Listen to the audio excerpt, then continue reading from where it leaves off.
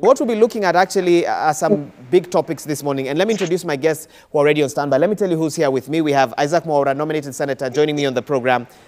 We also have Anthony Oluoch, member of parliament for Mathare. Okay, there you see both gentlemen ready to engage. And of course, Nelson Havi, the president of the Law Society of Kenya, is also here with us. And Cherotich Sei, active citizen, I see her as well. Good, we have the whole team. So let's get into it. And I immediately want to begin by getting their reactions to what's been happening in the country over the last 4 days. When it comes to interpretation of the statements issued by political leaders in regards to hate speech and all that comes with it. Let me begin with the president of the Law Society of Kenya, get his views on that. And very interestingly, yesterday, Oscar Sudi said he has nothing to apologize for. Is it his democratic right? Is he refusing to take responsibility? Mr. President, let me start with you. Why are you asking about the claims of hate speech against Honorable Ngeno? Yes, that's right. And Oscar Sudi. Yes, I think this is a manifestation of the state of the nation, and to a large extent, the aggravation of the relationship between those in power and those who are out of power, and to some extent amongst those in power. But what I may say is this: it is proper to criticize the conduct of somebody, and in particular the leader, but it is improper to attack the person or the family of a leader. To that extent, I must acknowledge that there's been a deterioration of the manner in which leaders need to express themselves. Thank you so much for that opening statement, President. Let me come to you, Cherotich. How did we get here? You know, by the time such statements are being made publicly in the media and, you know, causing such a furor, how do you think we got here as a country, and how did the political class get here? Good morning, Mike. Can you hear me? Yes, I can hear you with a bit of an echo, but I can't hear you. Okay, all right. I think we never ever left, politicians never left this place where they are at the moment. I believe that the politics of escalation have been in play for a very long time. And what actually concerns me is that we have a situation where I'm seeing politicians and hearing politicians start to make reference to 2007 and basically making the leap back 13 years ago to say whatever is happening now in terms of the utterances by the politicians could trigger something like 2007. And in my mind, Wahiga, I go back to 2017. I think about the violence in 2017. I think about Baby Pendo. I think about demonstrators who are injured, who are killed. And so I feel like there's always mischief afoot when we are redirected as a public to think to a particular place, and not the fact that for years we have continued to be highly violent. That said, I also believe that our politics are becoming increasingly, and it is that uncouthness that allows them to degenerate into this kind of name calling and hurling of insults. And this is to debase themselves. They debase themselves. They lower the conversation. You can say everything and anything you have to say without insulting people's mothers or fathers or brothers or sisters or insulting one another. So I feel like it's a combination of many things, but it just speaks to a powder keg that we are currently experiencing as Kenyans, as the BBI, and you have the Tanga Tanga, the Kieleweke, who have counties not having received their allocations. There's a whole mess in Kenya. There's the COVID after effects. So this is just the tension that is spilling over. Cherotich, some interesting phrases that you've used there: politics of escalation, powder keg situation. Let me bring in Senator Mwaura to get his thoughts on this. He's a member of the political class. You say they never left those statements that we've seen in the past. And so I want to get quick feedback from two politicians right now, together with Anthony Oluoch, member of parliament for Mathare. Senator, tell me this: how do we have a cultural shift in our political discourse? We've been here before. I feel like we've been on a panel to discuss utterances made by other politicians, you know, during previous shows, and yet here we find ourselves again. How do we make that switch? Who needs to make it happen? Is this the right time to have that discussion? Go ahead, Senator. Yeah, thank you, Wahiga. I think first and foremost is to say I really want to strongly condemn the utterances of Johana Ngeno and Oscar Sudi and to tell them that really it is very unbecoming of them to sink that low. I mean, to sink that low. I don't think anybody amongst them would want any of their children to be abused or using themselves or their wives. I mean, Johanna Ngeno is actually recently married. I don't think that is how you do it. And in the African culture, you don't go that low. You respect elders, and elders must be given the dignity they deserve. You may have differences with His Excellency the President, and I think that office needs to be respected at whatever cost, because even if you are the president tomorrow, you also want to be respected. There is a way in which you can actually differ in opinion without necessarily having to resort, to some, very, very below, the expectation or below the neck kind of reasoning. But also, having said that, I think we are really people who are getting what we deserve, Wahiga, because I mean, people like Sudi are elected. They are not even nominated like Isaac Mwaura. They are elected. People like Ngeno, they are there. They have the power given to them by the people.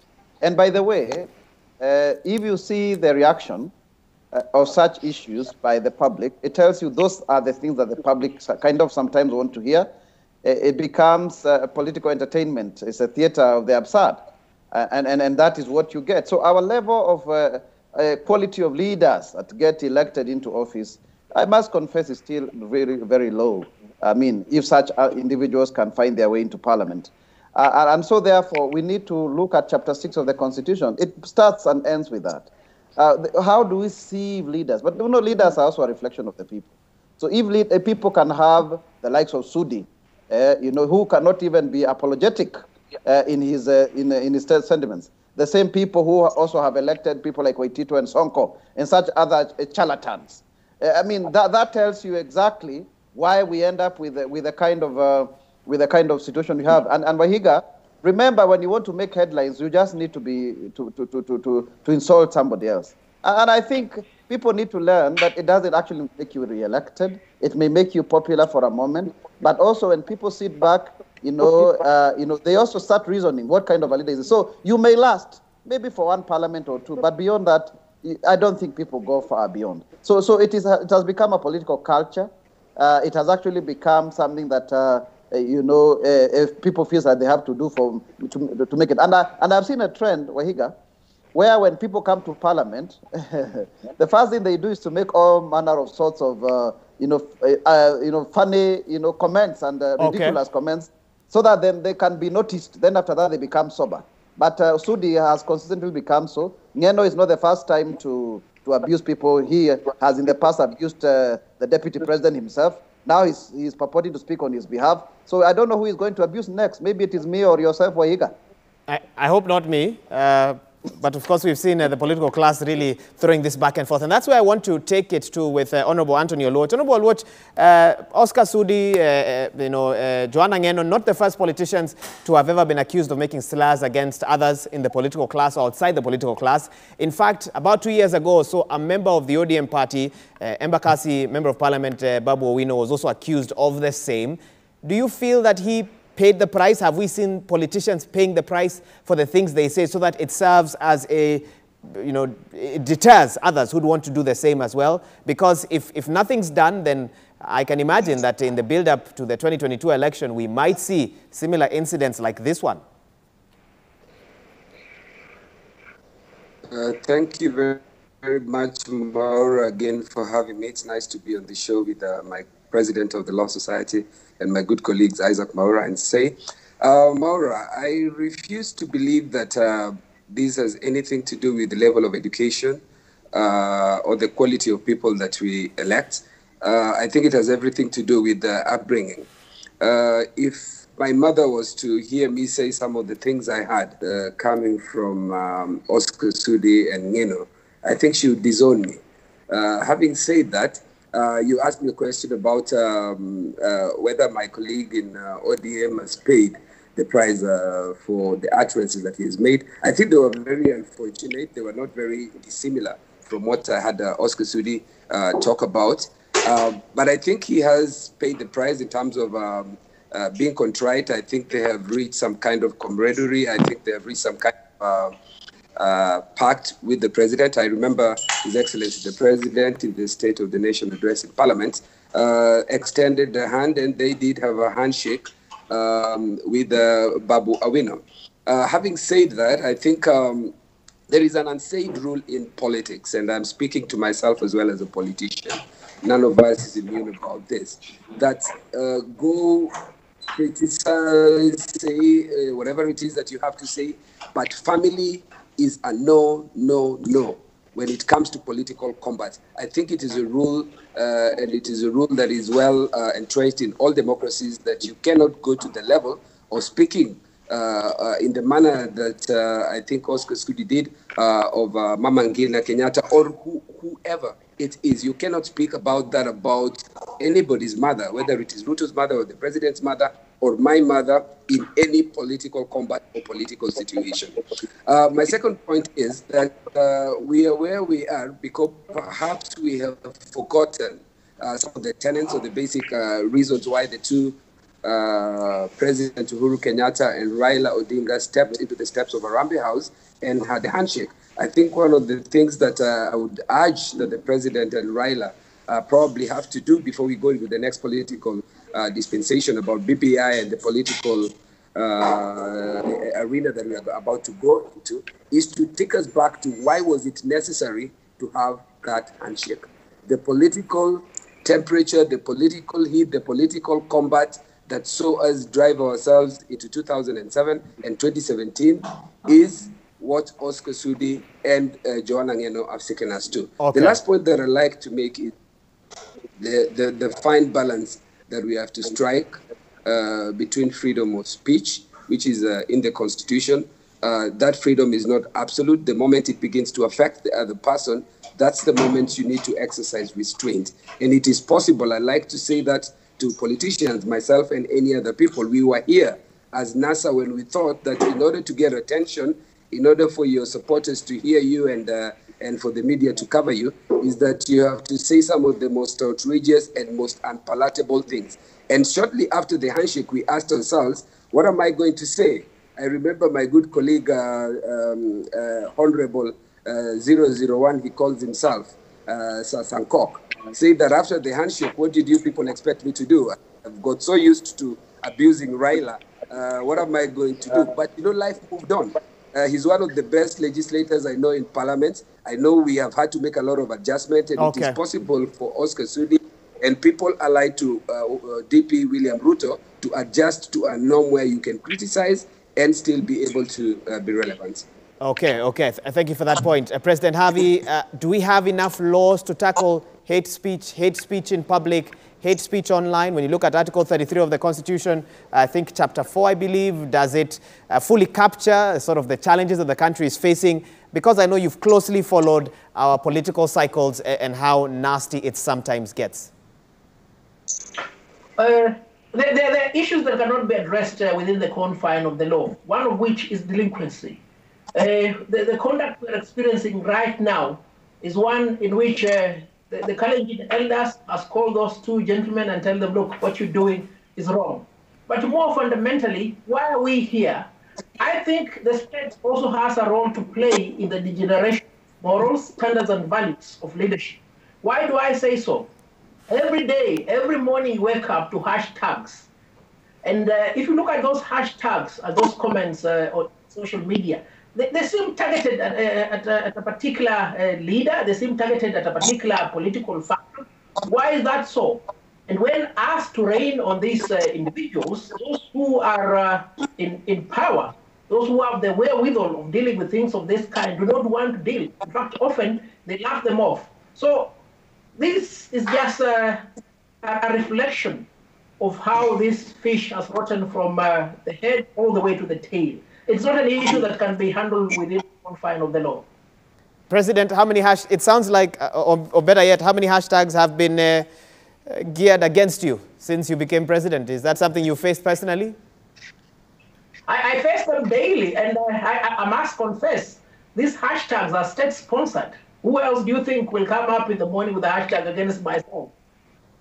And let's not let's not weaponize this war against hate speech.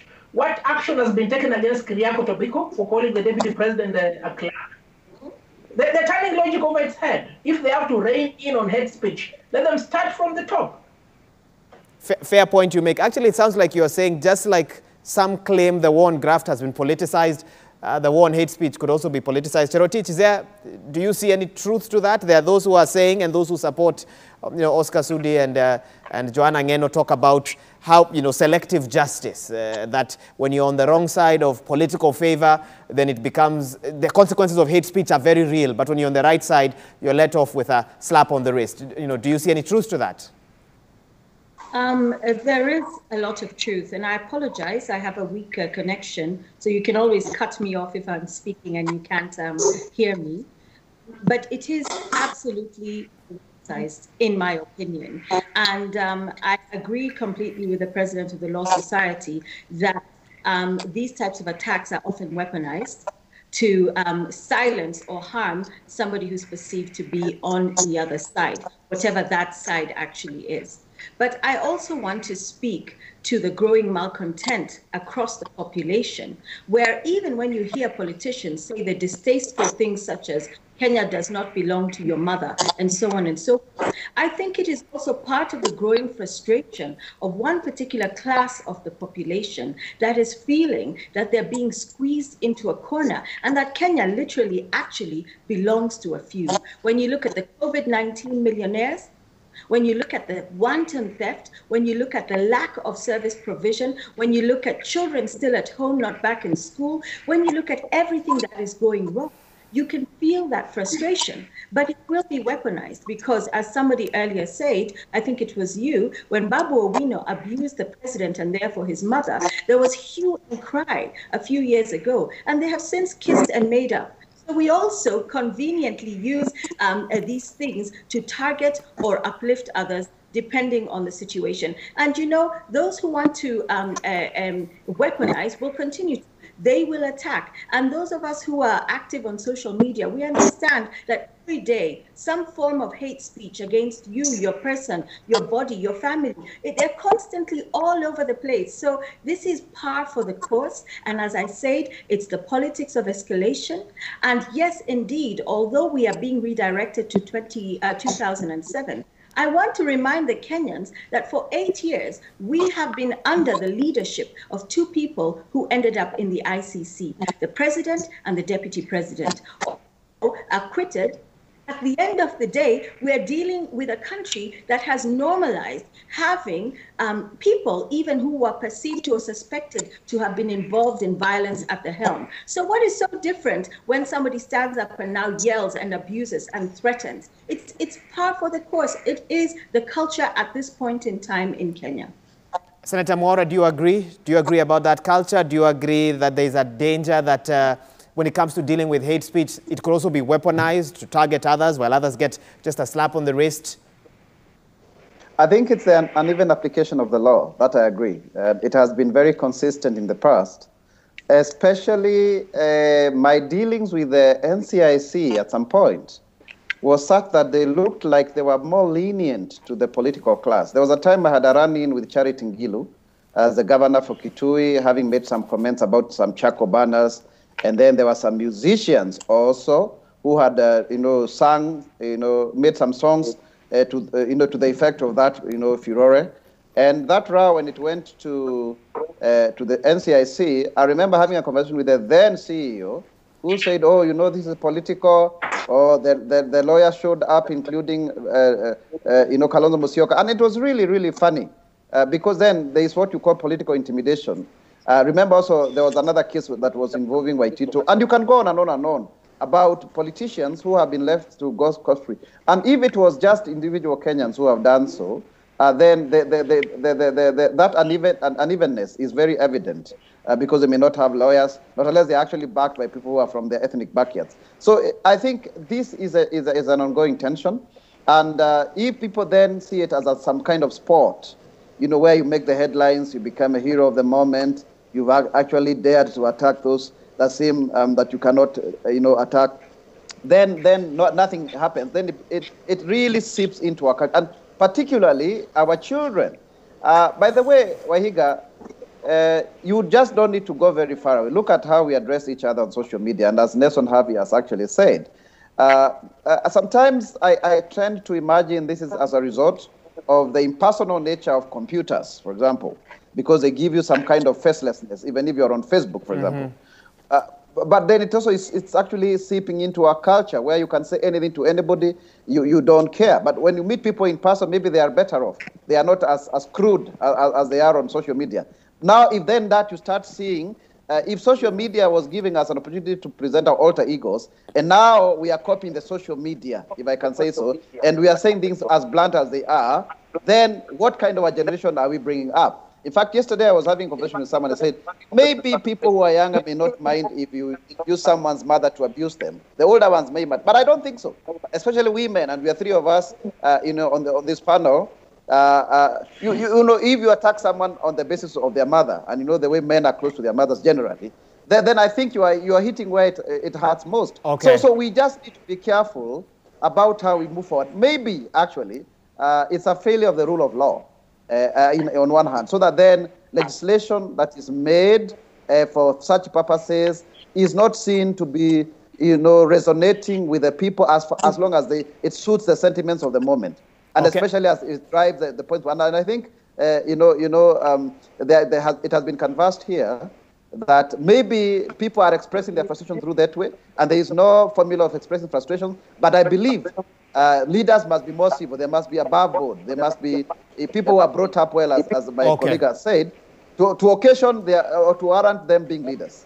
Thank you. Let me allow Honorable Oluoch a last word before we take that break. Honorable Oluoch, many saying that the words uttered or the statements by the two leaders is a good point for the nation to look at how hate speech has been dealt with in totality over the last 10, 15 years, and whether they are sacred cows, whether there are people who say things during, especially when the election temperature is really high, get away with it because they are members of the political class, and whether that could be the reason why people today still feel they can get away with hate speech. How do we tackle this impunity? Let me agree with sentiments that dealing with hate speech has got into a level where you think sometimes it can get weaponized. People get treated unevenly based on which political leanings and where you are at any particular time. And the issue is just on the other side. When we were on the other side of the divide, there were people, and some of my colleagues, Kuria and other people at the height of the reform and agitation about elections, and you saw that there were things that were said by the other side which seemed not to have attracted the ire of the state as they are. And there is also selective outrage by the public ourselves. You have had things that Miguna said about the former prime minister and the family, and again I want to repeat, there are things that are simply a no-no.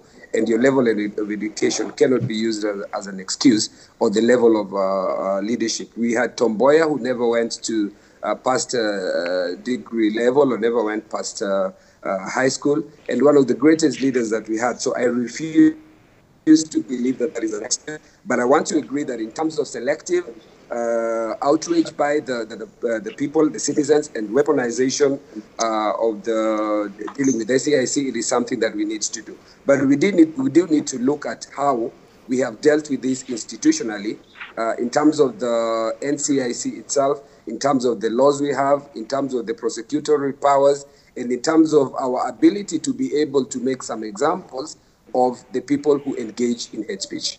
Okay, Honorable Oluoch, thank you so much for that. I want to allow my panelists a minute or two to catch a breather as we take that break. But let me tell you what's coming up when we return. We'll be looking at the war on graft and really zeroing in on one ministry, the Ministry of Health. Let me read you two headlines from the Daily Nation. Front page of the Daily Nation, exposed Kenya lost billions in equipment deal.